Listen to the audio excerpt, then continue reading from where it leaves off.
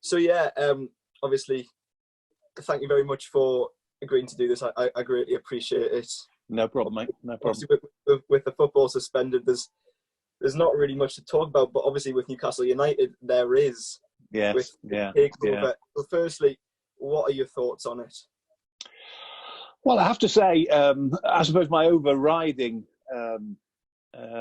emotion is one of excitement. I have to say, I know it's probably not politically and morally the word that a lot of people are going to use, but as somebody who has football at heart and somebody who has Newcastle United at heart, I think that has to be everybody's overriding emotion, that there is excitement, that there is anticipation, that we do hope that this is the turning of a corner and this is the advent of a new era at Newcastle United. And I know, and I'm sure we'll talk about, the possible pitfalls, etc., etc.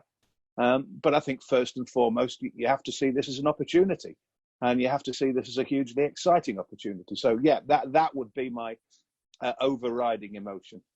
That's exactly my point of view. Of course, there's been a lot of opposition to it from various organisations, but from our perspective as supporters, the opportunity to compete with the likes of Manchester City and Liverpool, which this could well bring, is hugely appealing. So I can understand why the majority of Newcastle supporters are in favour. I think there's a poll that said about 97% are in favour.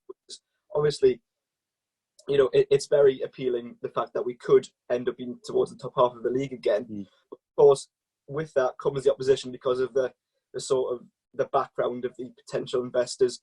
So what do you make of the opposition from the likes of Amnesty International, beIN Sports, and of course journalists such as Richard Keys, who have had their say? Well, I mean, I can understand it to a degree. I mean, the one thing, you mentioned a lot of words there and a lot of adjectives, etc. The other thing that this is as well is, and this is maybe where it worries me slightly, because on the face of it, it does seem a little strange. It is also incredibly flattering to be in the same ballpark as Paris Saint-Germain and Manchester City.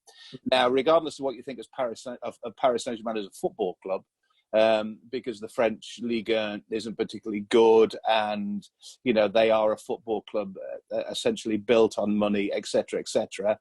What you thought of Manchester City prior to their takeover, but basically, Newcastle are now potentially in a three-tier team, in a club of three members who are Manchester City, Paris Saint-Germain, and Newcastle. And I suppose that is flattering, but at the same time, maybe that slightly worries me. That why are these people buying Newcastle United as opposed to a Manchester United or an Arsenal or whoever? And in terms of the opposition, Saudi Arabia's record on human rights, etc., etc., isn't particularly good. It isn't good at all. And you will always get opposition to anything. I mean, this is why we live in a democracy. This is why we live in the world we live in. But Newcastle can't. They can't dictate who comes along and buys them. They can't. It's not as if they actively went out and sought their buyer. They are at this minute in time the innocent party in this, and I use the word in a non-political sense. They are just a football club in the northeast of England who one day took a call, or Mike Ashley took a call, or a text, or a knock on the door, or whatever, and an incredibly wealthy group of individuals said, "We want to buy your football club." Now, they can't do anything about that. As I say, it's not as if they sought out Saudi Arabia and sought out Amanda Staveley. Obviously there is a history now with Amanda Staveley and Newcastle United. But all Newcastle can do is, for want of a better phrase, make themselves available to potential buyers and see what happens. And the opposition that comes with that, would have come with that had it been probably one of a number of potential buyers. So I think at this minute in time, you just have to sit back and see what the Premier League have to say about it. See what government has to say about it, because it's not in Newcastle United's hands, and it's unrealistic, as you say there, for 97% of Newcastle's fan base to turn around and say we're appalled at the possibility of this purchase, and we're going to protest, and we're going to do this, and we're going to do that. And going back to the sports washing argument. Newcastle, as I say, they're not actively seeking, the Saudi money. They haven't done what Anthony Joshua did and go out to the Middle East and fight, or Djokovic and Nadal going out there and putting on tennis exhibitions, or the WWE wrestlers likewise. That for me condones what's going on an awful lot more than basically, sitting in your offices in the northeast of England and taking a call. So it's very, very difficult, and it is fraught with danger. But at the end of the day, Newcastle can only do what Newcastle can do, and that is decide whether they wish to be purchased by this group of people. And don't forget, we haven't heard what these people have got to say. We don't know what their motives are. I mean, this is where I would temper my enthusiasm for it. We don't genuinely know what their motives are. We don't know what their plans are. But if we look at what, Manchester City and the Abu Dhabis, who's again, their record on dealing with people hasn't been great. If we look at what Manchester City and Abu Dhabi have done together, then I think there's room for manoeuvre. I think that if they behave properly, if they behave as honourable people and have football at heart and manage to, in some way, cement a relationship with the people of the Northeast, because, jobs will be created. There are all manner of knock-on effects that are positive. People at this minute are concentrating very much on the negatives. There will be a huge amount of positives come out of this, regardless of whether it means Newcastle are prospective champions or how Newcastle are doing on the field of football. In terms of an investment in the Northeast, the local economy. Absolutely. If it's done properly, if their motives are honourable, if they're proper people, and I have to say, all the times I've been across to the Etihad, I've got school friends whose sons work for Manchester City and have spoken to them about what it's like to work at the Etihad for these people. They say nothing but good. They've built further education colleges. They've helped local communities. So, let's not just talk about the negatives of Saudi Arabia. Let's talk about what the possible injection of a huge amount of money could not only do for Newcastle United Football Club, but for Newcastle upon Tyne as a city and the northeast of England as a region. I mean, you just have to look at, say, the area around the Etihad Stadium or the training ground has been massively updated. And of course, a lot of supporters would probably look at our training ground and think, well, that needs a bit of an uplift, considering some of the images you've seen from years gone by, players bathing in ice baths, which are essentially just But as you say, there's a lot of investment that could come into the local area. One thing I did want to talk about was Newcastle fans have sort of been made the scapegoats for all these problems. I've read a lot of things on Twitter saying, obviously, the fiance of that journalist who was unfortunately killed in Turkey, she's just written an open letter to Newcastle supporters urging them to resist the takeover. But it's not really something that us as supporters we can do. It's not, as you mentioned, it's not our choice.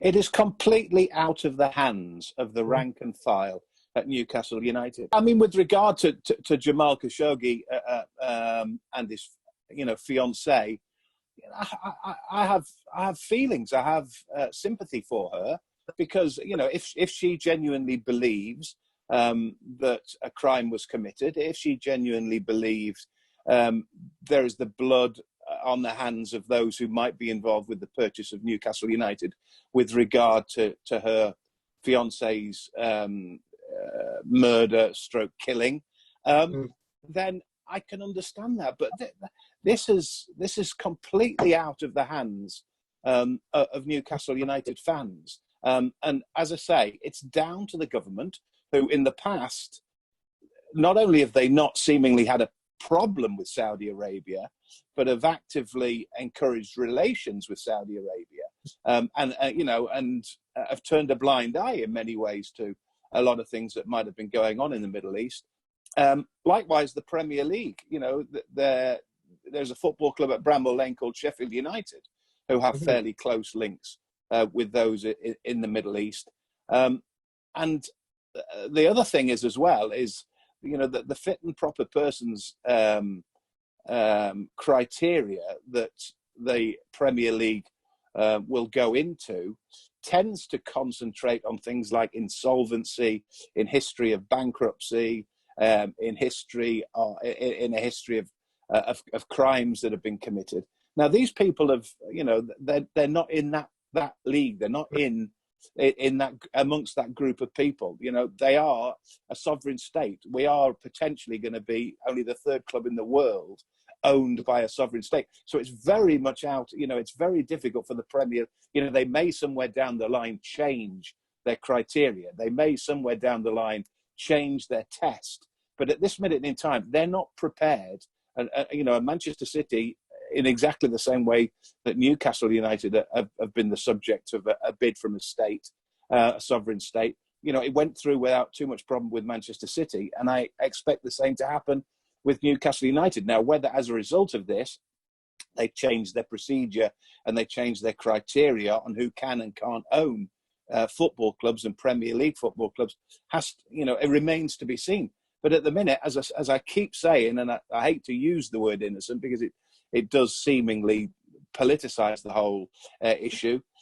Newcastle United are helpless in all this. They are just at the centre of a bid to be bought, and Mike Ashley is in a position to sell his football club for a certain amount of money from a certain group of people. Now, whether people like those group of people, whether they agree with that group of people, whether they think that group of people are associated with a regime in the Middle East which has a very poor record on human rights, Newcastle can do nothing about that. Absolutely nothing about that. And we, and if, I'm sure, knowing Newcastle United fans as I do, if within a fairly short period of time, if the takeover goes through, it does appear that there may well be other motives afoot on the part of the new owners. I'm sure Newcastle fans, as they have done with Mike Ashley, to be fair, they will find that they will dislike those people and actively seek to oppose those people. So let's just wait and see. So are you in the camp of that you're confident the tests will be passed by this consortium? I see absolutely no reason to suppose that this takeover won't go through. I mean, I know, I don't know. I suspect some people are just doing it out of mischief and are suggesting there's more of a problem than there is. All I know is if you look at what's happened previously in football, what's happened with the Manchester City takeover, whether government are likely to intervene, government are highly, highly unlikely to intervene because they, as I say, they have a relationship with Saudi Arabia, and I don't think they'll want to jeopardize that. And likewise, the Premier League will see this as an opportunity to get more wealth into the Premier League, to get more global exposure into the Premier League. And at this minute in time, unless, as I say, you accuse Newcastle's potential owners of having ulterior motives and see them as directly involved in untoward practices, then it's a very difficult one to oppose because they pass the test, the fit and proper persons tests as far as the Premier League are concerned, as I say, basically revolve around whether financially the buyers are capable of going through with the deal without obviously falling foul of insufficient funds. Now, I don't see any time soon that these people are not going to have enough money to buy Newcastle United. Even if they took out the Saudis, the Reuben brothers alone would have enough to buy the club. 16 billion pound is the reported wealth, I think, of the Reuben brothers. Yes. Now, Mike Ashley, I think top whack was somewhere between 2 and 3 billion. So you're talking about incredibly wealthy people, and I think ultimately that's all the Premier League will look at. Exactly, it can't be a bad thing to have potentially another team fighting for the title or go in the top, because it's creating a better brand, better games to watch. Surely, I think if the Reuben brothers were just by themselves, they would be second on the list of the wealthy owners, just behind the Manchester City owners. Yeah. I think that come in. So, as I say, there's no question of funds being an issue whatsoever. It's just down to the tests. But if we're to believe what you say, then the tests will be passed. And happy days, hopefully. Obviously, their motives in other sectors may be up for questioning, but from a footballing point of view and from a local economy point of view, surely it can only be good. Well, as I say, it's where you draw the line, Dan. We had a World Cup only 2 years ago in Russia, and if you look at Russia's record on human rights, amongst other things, in 2 years' time, we're going to have another World Cup in Qatar. Again, they have problems with issues like this. So, if football's authorities are going to turn a blind eye to the host nation of the World Cup, football's number one and premier stage on which it displays its goods, then I just don't see it this minute in time. They would have to come up with an extraordinary case against Amanda Staveley and her backers in order to oppose this takeover and to oppose this purchase of the football club. And I don't see it happening. I don't know why people are surprised that it's taking a bit of time. I mean, the whole world's in standstill at the moment. Nothing is happening at the moment. People can't bury their loved ones, God bless them, at this minute in time, because paperwork's not going through. People can't buy houses because paperwork's not going through. So the £300 million acquisition of a Premier League football club is not going to happen in a heartbeat, is it? It's going to take a bit of time. I think again, it's down to mischievousness. It's down to people just wanting to try and pick holes in a deal. Now, ultimately, whether it works or not remains to be seen. And there are issues to be discussed with regard to the way that people carry on in Saudi Arabia. But whether that applies to this takeover remains to be seen. That sort of brings me on to my next point. Obviously, with the Premier League being more tied up, surely, in Project Restart, as it's been dubbed by various bodies. What are your thoughts on attempts to restart the league? Obviously, we're going to see the Bundesliga restart this weekend. Serie A has just announced potential plans to restart as well. Yeah. Do you see this as the season? This is the right way to end the season on sporting merit, or should there just be a points per game system, or just no? I have a major problem with it, both as a football purist and as a moralist. As a football purist, my argument is that, and it's not as if there are 2 or 3 games remaining. It's not as if we're just gonna play out the final moments of a season, and nobody really has a case to answer in terms of should we or shouldn't we. We are looking to play out a quarter of the season. 9 games. Sheffield United and Manchester City have 10 games remaining. We're not talking about a small amount of football. What we're talking about is a huge number of games which will decide issues on the basis that games will be played potentially, we don't know yet, could be played on neutral venues, could be played behind closed doors, could be played with 5 substitutes, could be played with halves of less than 45 minutes, could be played with this, could be played with that. It's not the same game. It's not the same product. It's not the same platform. It's not the same sport almost as the one that for 29 games decided who was first and who was 20th in the Premier League. So from a footballing purist point of view, I have a real problem with it. And I have real sympathy for clubs like Brighton and Hove Albion, who are fighting for their Premier League lives. and have something like 4 of their last 5 games against top teams, and are being told they're going to have to play those games in a neutral venue with no crowd whatsoever, in a plastic sanitized environment, which won't help them in their fight to try and stay in the Premier League. And then on top of that, on a moralistic point of view, while people are dying, while people are losing their lives, should we really be playing competitive sport? Should we really be playing professional sport and providing entertainment on, presumably television initially, and then maybe somewhere down the line in front of crowds? I mean, I just thought off the top of my head, and I don't know whether this argument applies totally, and people might think this is a silly argument. People might think it's an argument that holds water. But I can remember vividly the morning after Princess Diana died. And I remember we were due to play at Liverpool that day, and we were jumping in a car at 9 a.m. or whatever it was to go to Anfield. And I remember we rang round one another and we said, are we going to the game? We can't go to the game. We can't play a game of football today, And we jumped in a car, and I remember we got about as far as the outskirts of Leeds or somewhere like that. And we took a call in the car saying the game's been called off. And I remember myself, and funnily enough, it was Ian Dennis, who was at BBC at the time, at BBC Newcastle. I was at Metro.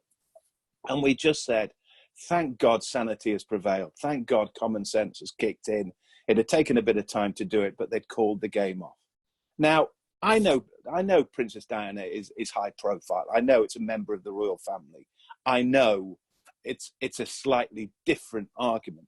But at the end of the day, that game was called off in due respect of somebody who'd lost their life, Now, again, I know it might be a stretch in terms of whether people think it's an argument, but are you telling me that we call a game off because a member of the royal family dies, but if 640 people die that day, and we don't know whether the figures are going to come down, we don't know where we stand in terms of the curve at this moment in time, we still play football? I don't get it. I don't get it. Society for me has to, for want of a better word, normalise an awful lot more before I'm comfortable with playing these games of football. And as I say, as a real footballing purist, I barely see them as games of football. I certainly don't see them as competitive Premier League games, which will dictate who is promoted, who is relegated, who potentially wins an FA Cup, and who doesn't win an FA Cup. And I think, the sooner players get involved in this, because as we all know, players are the movers and shakers. Players are the most important people in the game. It's all well and good, the sponsors, the TV companies, the managers, not so much the managers, but directors and owners of football club who are desperate to justify and fulfill the contract that will get them the sponsors' money, the TV money, etc. Players need to get a grip of this, because again, at the end of the day, it's the players who are in jeopardy. It's the players who are at risk. And those players that we've heard from, Danny Rose at Newcastle, we've heard from one or two others, those that have raised their head above the parapet seem to me to be pretty sceptical about the prospect of playing these games. So, at this minute in time, my answer would be on both on both moralistic and pure footballing grounds, I would hang fire on it. I have been of the opinion that it should have been voided, that the season should be voided. If there is conceivably a real positive change in the way that this country is dealing with COVID-19 in the next 2 or 3 weeks, then maybe, but not if it means playing games in neutral stadiums behind closed doors. I don't get it. I don't think who wants to be remembered as the team that won the Premier League when the last 9 games. I mean, I know it's incredibly harsh on Liverpool, incredibly harsh. And they're a football club I've got a lot of time for, and they are deserving winners of the Premier League. But I'm sorry, they wouldn't be winning the Premier League. They would be winning a 29-game season that never finished. So with that being said, do you just completely cancel it and not give them the title, or would you do what the French League have done and cancel it, give Paris Saint-Germain the title?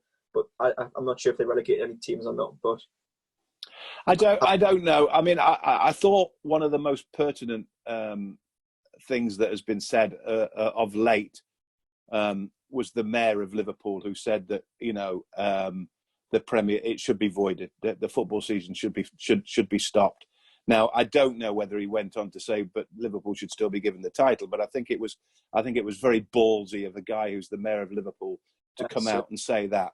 And I've got a huge amount of time for Jurgen Klopp, and there's a part of me that would love to think that Liverpool was such a good club and such a well-run club and such an honest club that they might just say, okay, this has been an act of God. This has been something that none of us understand at this minute in time. None of us could legislate for. Let's just call it quits, because you know what it is? We'll win the Premier League next time around. We'll win it properly next time. And we'll be seen as the team who didn't argue about whether we should be champions or not. We've got enough faith in our own ability. We've got enough faith in our football team. We've got enough self-belief to say, we'll win it properly next time. I would love that to happen, but it might be out of the hands of players. It might be out of the hands of the likes of Jurgen Klopp. They might feel with some justification they should be given the title. But as I said a few moments ago, I just wonder who genuinely wants to be remembered as the team that won the title that wasn't really the title. It was either the league, which was played out in a plastic environment with no crowds and no meaning, or just void it and see what happens next time around.